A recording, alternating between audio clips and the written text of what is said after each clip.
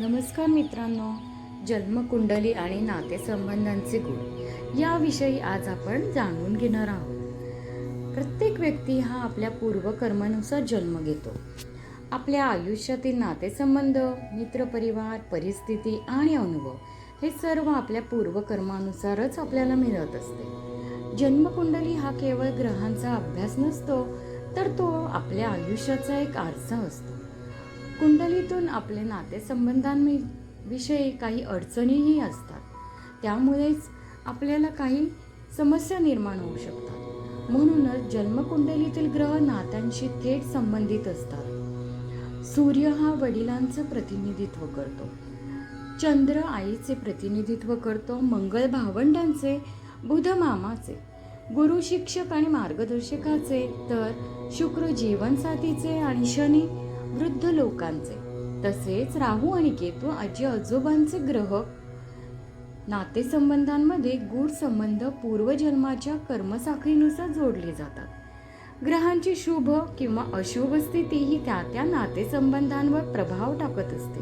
उदाहरणार्थ, सूर्य जर अशुभ स्थितीमध्ये असेल तर वडिलांशी तणाव निर्माण होऊ शकतो किंवा समाजामध्ये मानसन्मान मिळवण्यासाठी अडचणी निर्माण होऊ शकतात. तसेच चंद्र जर कमजोर असेल तर आई वडिलांच्या सोबत आपले नातेसंबंध थोडेसे भावनिकरित्या स्थिरतेचा अभाव निर्माण करू शकतात. मंगळ भावनांशी वैर, भावांशी भांडणं निर्माण करू शकतात. तर बुध मामा मावशीशी मतभेदाची शक्यता असते. शुक्र जीवनसाथीच्या सोबत वादविवाद संभवतात. शनी नोकरांच्या संबंधित अडचणी, तर राहू केतू आजोरी मतभेद इत्यादी समस्या या साधारण या ग्रहस्थितीमुळे निर्माण होतात.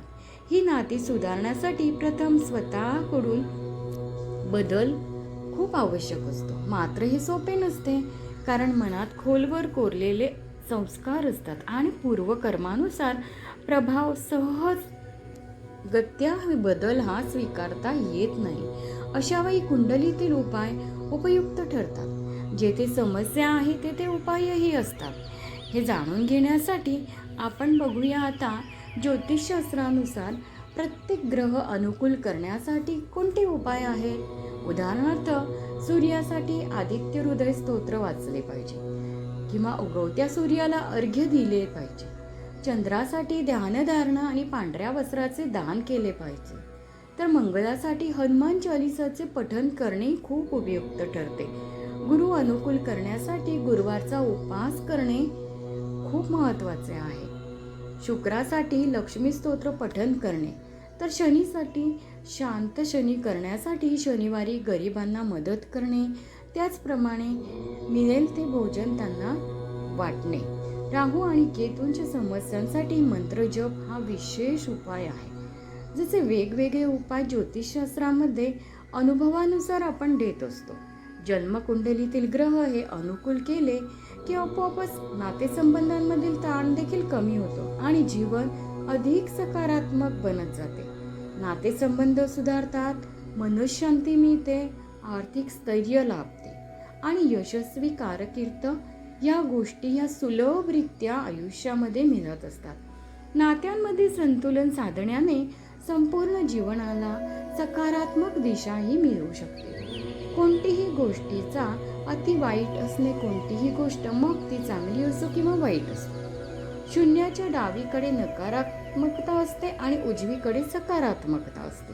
अशा दोन्ही टोकांवर जाण्याच्या ऐवजी आपण काय करतो तर समतोल साधण्याचा प्रयत्न करतो. हीच प्रक्रिया आध्यात्मिक उपायांची ही आहे. ही एक महत्त्वाची पायरी आहे. ज्योतिषशास्त्राच्या या उपायांमध्ये नातेसंबंध सुधारण्याचा उपाय सर्वात महत्त्वाचा ठरतो. नाते सुधारले की आपोआपच जीवनही सकारात्मक मार्गांवरती चालू लागते आणि त्यामुळे आपल्याला आयुष्य व्यतीत करणे, आनंदाने आयुष्य व्यतीत करणे खूप सुकर जाते. मित्रांनो, तुम्हाला आजचा हा माझा व्हिडिओ कसा वाटला हे तुम्ही मला कमेंटमध्ये सांगू शकता. त्याचबरोबर व्हिडिओ आवडला असेल तर लाईक करा, शेअर करा आणि सबस्क्राईब करा. धन्यवाद.